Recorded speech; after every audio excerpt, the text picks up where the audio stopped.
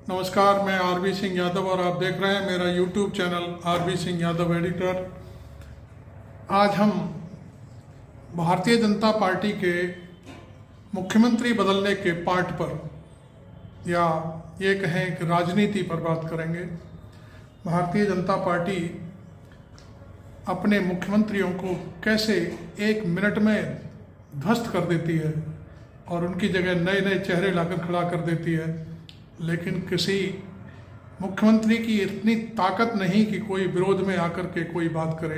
अब तक मैंने जो देखा वो आपके सामने रखूँगा और ये सारी चीज़ें पब्लिक में पहले से हैं। उत्तराखंड में पिछले दौर में कितने मुख्यमंत्री बदले, शायद मुझे तो याद नहीं, आप लोगों को याद होगा। इसी टाइप से कर्नाटक में चीफ मिनिस्टर बदला, नई सरकार बनाई, लेन देन मीन्स जोड़ तोड़ करके, ये भी आपके सामने है। और उसके बाद जो 3 राज्यों में सरकारें थी कांग्रेस की, वहाँ पर जब जीत हासिल हुई तो पिछले जितने भी मुख्यमंत्री थे उनके, जिनके बल पर चुनाव लड़ा गया था, उनमें खास तौर पर हम कह सकते हैं वसुंधरा राजे राजस्थान और मामा मध्य प्रदेश और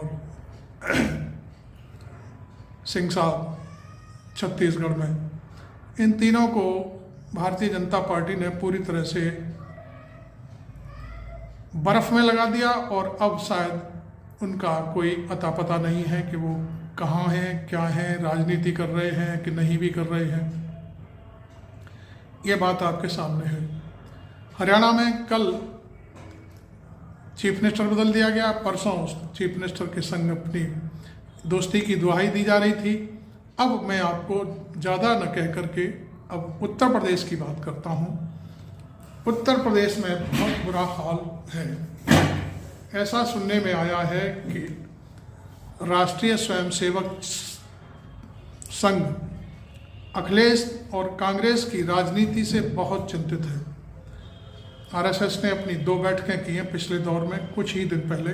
पहली बैठक अमेठी में की, दूसरी बैठक लखनऊ में की, और इन दोनों बैठकों में ये निचोड़ निकाला गया कि चाहे नरेंद्र मोदी हों, अमित शाह हों और चाहे योगी आदित्यनाथ हों, ये आज कल परसों तक के मेहमान हो सकते हैं, लेकिन राष्ट्रीय स्वयंसेवक संघ एक बड़ा ऑर्गेनाइजेशन है और उसकी छवि धूमिल होती है। यदि उसको कोई नुकसान पहुंचता है तो ये आरएसएस के लिए बहुत खतरे की घंटी है। इसी को लेकर के आरएसएस ने जो मीटिंग्स बुलाई, अमेठी में बुलाई, और वहाँ पर अपने सारे जिला स्तर के लोगों को जो संघ की शाखाओं में जाते आते हैं, उन लोगों को भेज करके पूरा जमीनी स्तर पर सर्वे कराया गया। तो पता चला कि लोग उत्तर प्रदेश में मुख्यमंत्री या भाई नरेंद्र मोदी की सरकार से खुश नहीं हैं।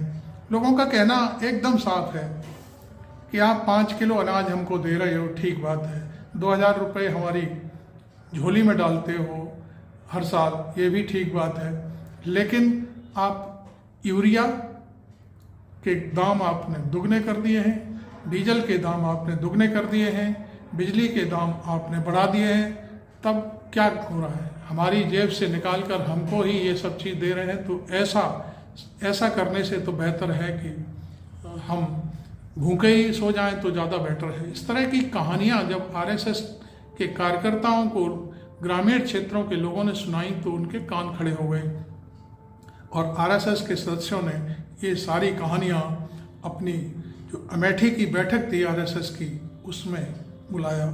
आरएसएस की जो बैठक अमेठी में हुई उसमें मैं समझता हूँ आरएसएस के बड़े से बड़े लोग बुलाए गए, कॉन्फिडेंशियल मीटिंग थी।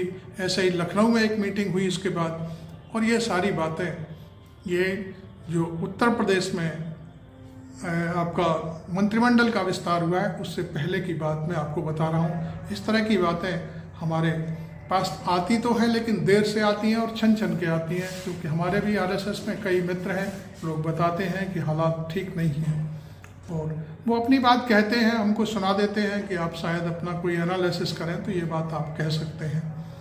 हालांकि कोई भी व्यक्ति नाम बताने के लिए तैयार नहीं होता और हम भी किसी का नाम यहाँ उद्घोषित नहीं करते कि किसने हमको क्या चीज़ बताई।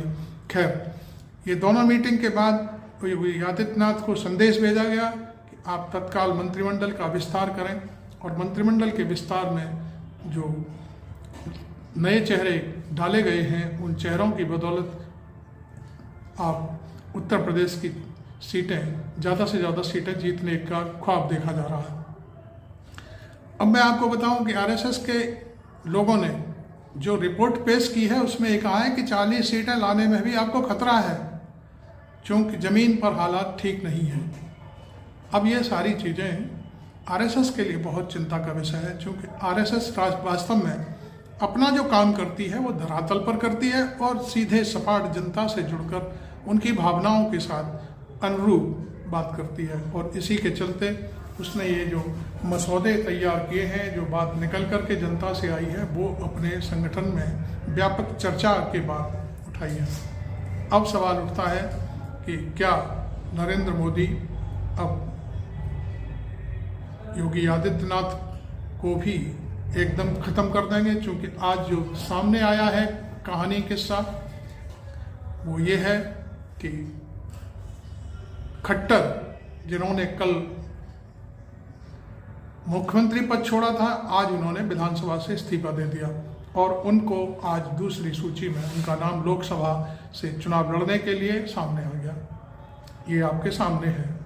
और अब बात आती है कि ऐसा ही प्रयोग कहीं योगी के साथ तो करने की तैयारी नहीं है। हालांकि हम ना कोई पुष्टि करते हैं, ना हम कोई पार्टी के कार्यकर्ता हैं, ना आरएसएस के कार्यकर्ता हैं जिससे हमको कोई भीतर की बात, इस तरह की बात मालूम हो। लेकिन ये जो एक ट्रायल होता है, उस ट्रायल के अनुसार भारतीय जनता पार्टी की, या ये कहें कि वर्तमान में योगी नरेंद्र मोदी ही सब कुछ है भारतीय जनता पार्टी के, तो उनके हिसाब से यदि ऐसा है तो फिर मैं समझता हूँ योगी का भी अब शीघ्र ही मुख्यमंत्री पद से जाना तय माना जा सकता है। बहुत सारे विश्लेषक हैं, तमाम लोग हैं, वो अपनी अपनी कहानियाँ बता रहे हैं कि ऐसा हो सकता है, वैसा हो सकता है, लेकिन ये अपनी हमारी कहानी थी जिसको हमने आपके सामने रखा। और आरएसएस वास्तव में जब कोई काम करती है तो वो पता भी नहीं चलने देती कि किसको क्या दिया जा रहा है और किससे क्या लिया जा रहा है। अब देखिए, पूरा प्रयास है कि जाट समुदाय को एकदम से अलग कर दिया जाए। अभी आपको पता है कि कल एक मीटिंग हुई थी परसों, जिसमें भारतीय जनता पार्टी और राष्ट्रीय लोकदल के लोग शामिल थे। उसमें वहाँ की एक जिलाध्यक्ष थी रालोद की, महिला सेल की, उसको बोलने के लिए खड़ा किया गया तो उसने अपनी पार्टी के जयंत जिंदाबाद, राष्ट्रीय लोकदल जिंदाबाद के तो नारे लगाए, लेकिन जब उनसे कहा गया कि आप नरेंद्र मोदी जिंदाबाद और अमित शाह जिंदाबाद के नारे लगाओ तो उसने मना कर दिया। साफ कहा कि मैं इन लोगों से इत्तेफाक नहीं रखती। इस मीटिंग में जो निकल कर के आया है उससे भी आरएसएस चिंतित है।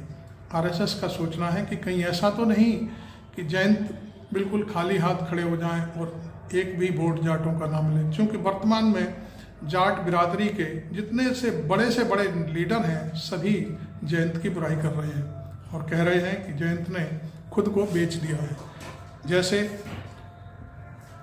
दुष्यंत ने अपने को वहाँ बेचा था और 4.5 साल तक पूरी मलाई खाई और वहाँ समाज के लोगों का, खासकर किसानों के लिए उसने कुछ नहीं किया। ऐसे ही जयंत भी किसानों के लिए कुछ नहीं कर रहे हैं, लेकिन वो अपनी साख, अपने घर की साख बचाने के लिए 2 सीटें लेकर के खुश हैं और उन्होंने एक मंत्री बनवा दिया है।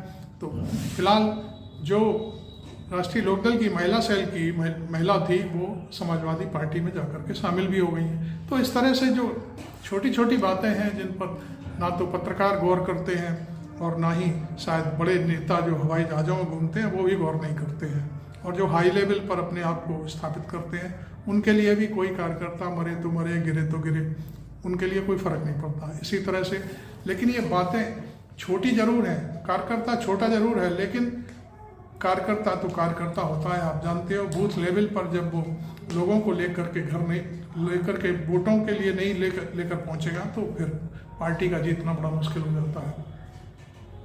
आरएसएस इस बात पर बहुत चिंतित रहती है।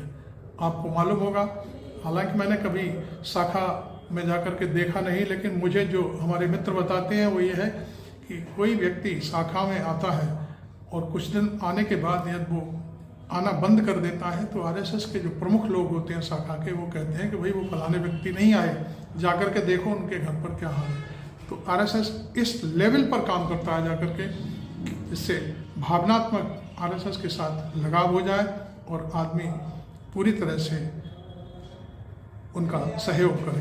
तो ये सारी चीज़ें हैं, छोटी छोटी बातें हैं, लेकिन मैं समझता हूँ इस समय छोटी बातों को कोई भी पॉलिटिकल पार्टी ध्यान से नहीं देख रही है। तो एक ये बात मेरे सामने आई कि शायद योगी आदित्यनाथ का भी बिस्तर गोल किया जाना है। आप इस मेरे एनालिसिस पर क्या सोचते हैं मुझे ज़रूर लिखें, बताएं, और आप जो भी लिख सकते हैं और मेरे चैनल को सब्सक्राइब करें, जिससे जो भी मैं अगला वीडियो डालूं तो आप तक मेरी घंटी पहुंचे कि आरबी सिंह यादव ने अपना अगला वीडियो डाल दिया है। Thank you very much. मैं आरबी सिंह यादव।